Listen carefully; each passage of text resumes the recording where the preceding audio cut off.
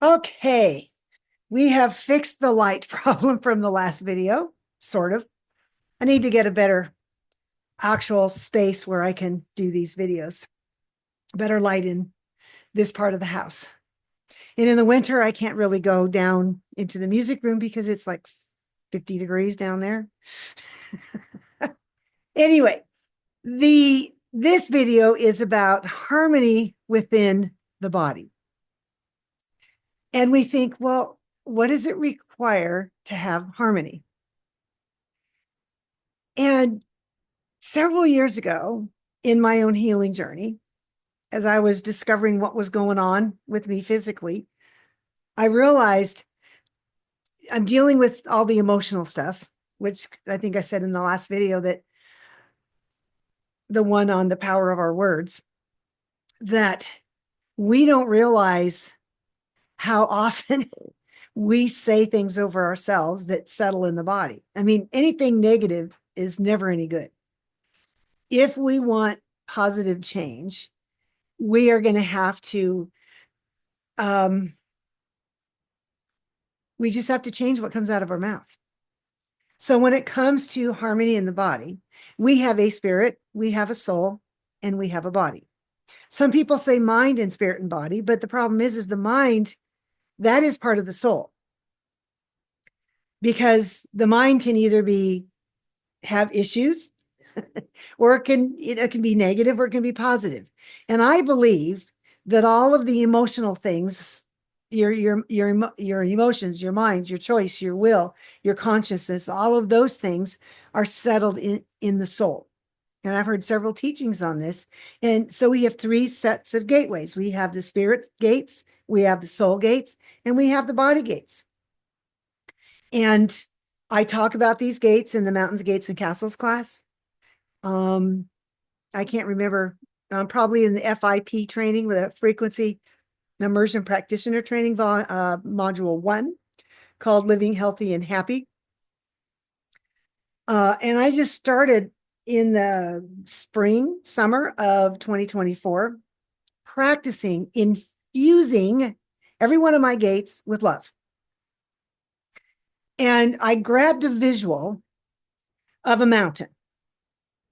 Because I live in North Idaho, and my dad used to work for the Forest Service, and we'd live in the mountains in the summer. While he was out working, we'd be playing in the lake or picking huckleberries or doing other fun things. And,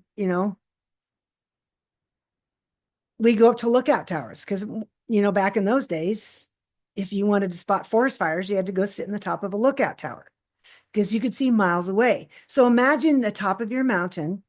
You can see everything that's coming at you. It's the best lookout at the top of your mountain. Then from there, you are the king or queen over your own life. You have a throne that's up there, and that's where you govern your life. On the inside is your heart, is all of the inside of who you were created to be, and that's where perfect love resides. Now, sometimes we have it closed off because we've let negativity come in too long. But once we start in training and entangling or coming into agreement and allowing perfect love to rule us or to rule what we do, then that just comes up like a volcano up through the center, and it goes up through the throne, and then it goes in. And then from that place, it flows out into the spirit, it's got 7 gates there. That's where your intuition is, where you get revelation. These are all the spiritual things, the non-existent things. This all has to do with like hope and faith, that kind of stuff. And that's why they're called the spirit gates, because it's, some people say, the supernatural or the things that aren't physical that you can touch. You're believing in something. That is the hope of the future, the things that we're looking forward to, but we haven't seen yet.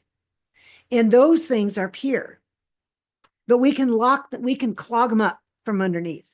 Then, so you let that perfect love flow into the spirit gates, and then they flow down the mountain further into the soul gates. And the soul is your mind, your emotion, your choice, your will, your imagination. There's 7 gates there too. Then your body gates are at the very bottom: see, hear, smell, taste, and touch.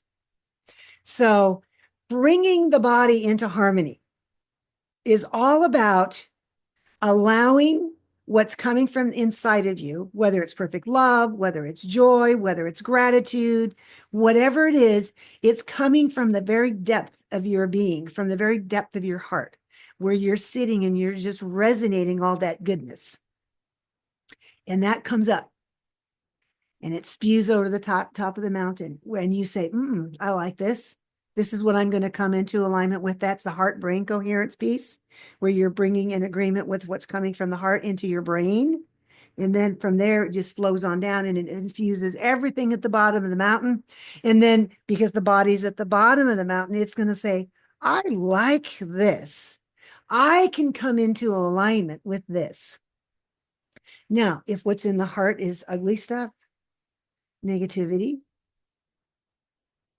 dare I say even depression, frustration, anxiety, then that's going to be what's bubbling up. And that's what's going to, it bypasses the spirit, because the spirit is closed off to all of that stuff.